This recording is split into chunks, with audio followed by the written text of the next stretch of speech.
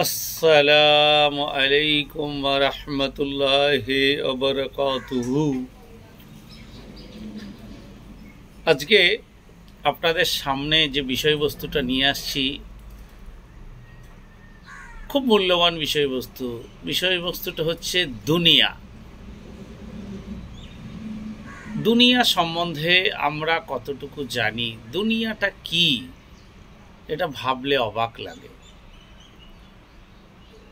আপনার বাড়ি ধরুন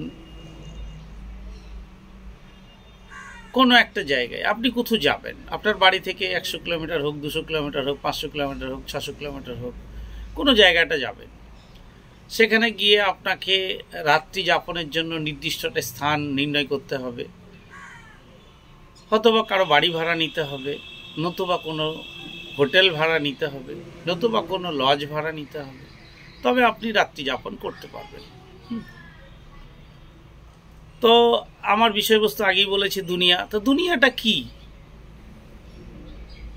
আপনি যেমন সফরকালে গিয়ে কোনো জায়গায় থাকবেন 3 দিন, 4 দিন, 5 দিন, 6 দিন, 7 দিন, 8 দিন, 9 দিন, 10 দিন, কি 1 বছর, একটা চুক্তি হবে।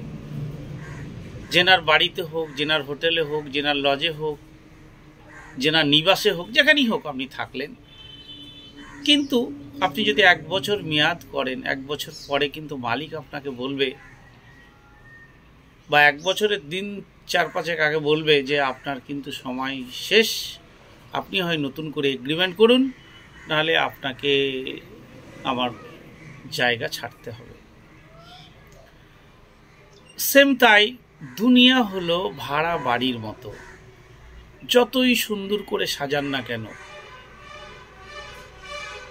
সেটা কিন্তু থাকবে না। আপনি আপনার জীবনকে সুন্দর করে সাজান, 5 ওয়াক্ত নামাজ ভিতরে ভরান, থলিতে দেন, ইবাদত বন্দিকে করুন, আত্মার খোরাকগুলো তৈরি করুন। লা ইলাহা ইল্লা আনতা সুবহানাকা ইন্নী কুনতু মিনাজ জালিমিন, সুবহানাল্লাহি ওয়া বিহামদিহি, সুবহানাল্লাহিল আযীম। এইগুলো যতক্ষণ পারেন পড়ুন। তাহলে আপনার দুনিয়াতে ওই যে বাড়ি, দুনিয়া বাড়ি আপনি ছেড়ে দিলেন, কিন্তু পরে যে পরকালের একটা বাড়ি তৈরি করবেন, সেই বাড়িটা কিন্তু অটোমেটিক আপনার কাছে তৈরি হয়ে যাবে। তাহলে দুনিয়াটা একটা ভাড়া বাড়ির মতো। ভাড়া শেষ হলে ভাড়ার মালিক যেমন গলা ধাক্কা দিয়ে আপনাকে বাড়ি থেকে বার করিয়ে দেবে বা বার হতে হবে, তাহলে আপনি এই দুনিয়াতে ইবাদত বন্দিগি ছাড়া, ধর্মভীরতা ছাড়া দুনিয়া দুনিয়া দুনিয়া দুনিয়া করে কি লাভ আছে? তো এর একটা সংক্ষিপ্ত কথা হলো দুনিয়া। দুনিয়া হলো ভাড়া বাড়ির মতো। যতই সুন্দর করুন না কেন, মালিকের নোটিশ পাওয়া মাত্রই ছেড়ে চলে যেতে হবে।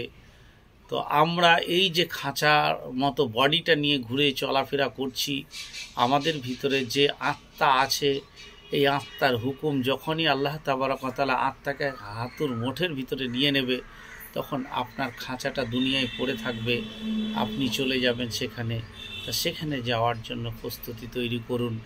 দুনিয়া দুনিয়া করে এত মাতিয়ে কোনো লাভ নেই। আসুন আমরা আল্লাহ তাবারক ওয়া তাআলার ইবাদত বন্দেগী করি এবং দুনিয়া ভীরতা ছেড়ে আল্লাহ ভীরতার দিকে আগাই। আসসালামু আলাইকুম ওয়া রাহমাতুল্লাহি ওয়া বারাকাতুহু।